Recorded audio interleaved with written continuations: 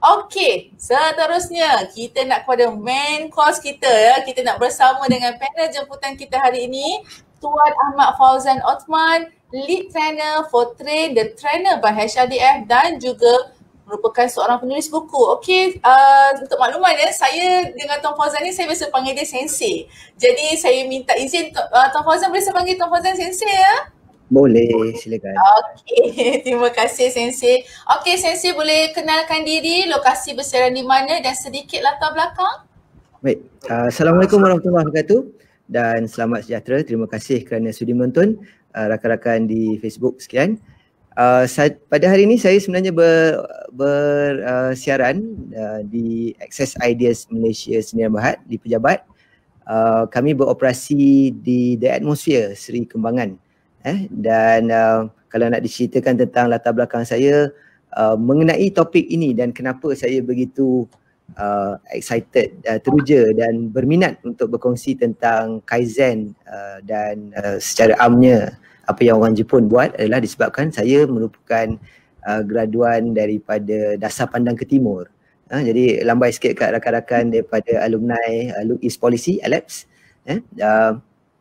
Jadi kita apabila kita dihantar ke Jepun dan belajar bertahun di sana, tak boleh lari daripada sedikit terpengaruh, dalam arti kata baik, terpengaruh untuk beberapa konsep dan cara kerja warga Jepun. Jadi apabila saya kembali, saya pernah bekerja di sebuah syarikat Jepun dan apabila saya membuat pilihan untuk mengambil keputusan bertukar bidang kepada bidang latihan, di situlah saya mulanya mengajar bahasa Jepun dan sebagainya dan sehingga di mana saya berada sekarang menjalankan program latihan Train the Trainer bagi pihak pembangunan sumber manusia atau lebih dikenali dengan HRDF. Jadi itu sedikit tentang saya, nanti mungkin kita boleh cerita dan berkenalan lebih lanjut. Saya pas semula kepada Puan Farah, silakan. Okey, terima kasih Sensei. Sebab itulah ada juga orang tanya saya, kenapa nak cerita Merdeka, nak cerita pasal Kaizen apa semua ni kan? Okey. Kami tak buat saja ya, memang kita nak kongsikan apa yang kita boleh dapat input daripada Minda Kaizen, Minda Merdeka ni ya. Okey, saya nak teruskan kepada perkongsian kita, perbincangan kita. Hari ini kita lakukan secara santai, okey, untuk sampai dengan lebih lagi daripada penonton-penonton kita ya. Baik, untuk perbincangan yang pertama, Sensei ya.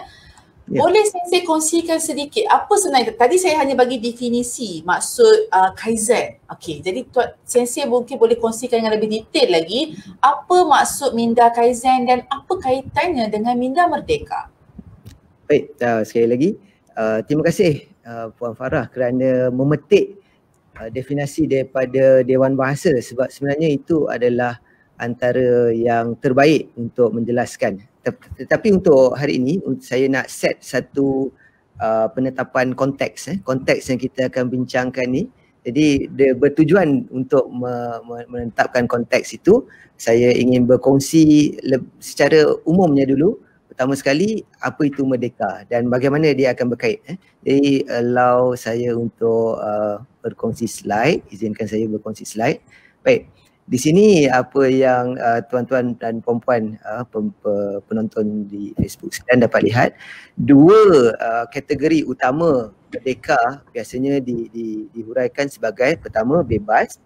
Bebas tu boleh jadi bebas atau dilepaskan daripada jajahan, kurungan dan sebagainya. Macam kita hari tu kita ada perintah kawalan pergerakan. Jadi apabila diberikan kelonggaran tu sebenarnya kita dalam erti kata lain pun merdeka lah. Jadi merdeka itu adakah dia merdeka terus bebas terus boleh buat apa saja? Sebenarnya tak. Sepatutnya merdeka itu membawa kepada penambahbaikan, sebab definisi yang kedua yang kita nak guna pakai pada hari ini adalah berdiri sendiri ataupun biasa orang sebut berdikari. Berdikari ini maksudnya tidak bergantung kepada sesiapa, tidak bergantung pada orang lain, benda lain dan seumpamanya. Jadi apabila sebagai contoh dalam tempoh PKP kita bergantung kepada pihak berkuasa untuk membantu kita mengawal penularan wabak. Jadi apabila diberi kelonggaran kita dah boleh keluar shopping, bekerja dan sebagainya, dia jadi berdiri sendiri. Maksudnya kita adalah bertanggungjawab terhadap tindak tanduk kita. Maksudnya kat situ kita dah tak bergantung kepada penguatkuasaan, kita dah tak bergantung kepada orang untuk spot check, buat roadblock dan sebagainya. Kita sendiri, kita tahu kita nak pergi tempat yang sesak, kita pakai penutup muka, penutup hidung dan mulut. Kita tahu kita berkumpul ramai sedikit, kita menjaga penjarakan fizikal. Itu maksudnya merdeka. Maksudnya minda itulah yang kita nak bercerita. Bukanlah merdeka maksud kita dah bebas, kita dah boleh buat apa saja. Cakap bebas tapi masih duduk dengan dalam rumah mak bapak. Cakap bebas tapi masih bergantung kepada bantuan dan sebagainya. Ini bukan yang kita maksudkan. Jadi dalam definisi merdeka dan hubung kait dia dengan Kaizen, sekejap lagi saya akan ceritakan, saya nak masukkan sedikit definisi minda itu sendiri. Minda itu, minda merdeka yang kita masukkan adalah akal fikiran ataupun daya fikir. Jadi kita nak meletakkan konteks pada hari ini ialah daya fikir, keupayaan kita berfikir dalam konteks berdiri sendiri. Maksudnya kita boleh mengambil tanggungjawab terhadap tindak tanduk kita. Kita boleh mengambil sense of responsibility. Dan yang itu yang kita nak masukkan. Jadi apabila kita berada dalam daya fikiran ataupun keupayaan kita untuk berfikir bahawa kita berdiri sendiri dan sebagainya, barulah kita masuk kepada definisi apa itu Kaizen. Okey, Kaizen ni yang saya tunjukkan pada skrin sekarang adalah tulisan Jepun. Ia nampak macam tulisan Cina sebab tulisan Jepun dan tulisan Cina dari segi sejarahnya dia ada hubung kait. Dua karakter atau dua tulisan ni, satu yang pertama sekali sebelah kiri skrin. Sebelah kiri skrin yang disebut sebagai bunyinya Kai tu, maksud dia adalah berubah, change, berubah. Berubah, dan yang belah kanan tu, biasanya yang kanan yang elok, maksudnya good, berubah kepada lebih baik. Jadi kita bercerita tentang perubahan dalam erti kata menjadi lebih baik.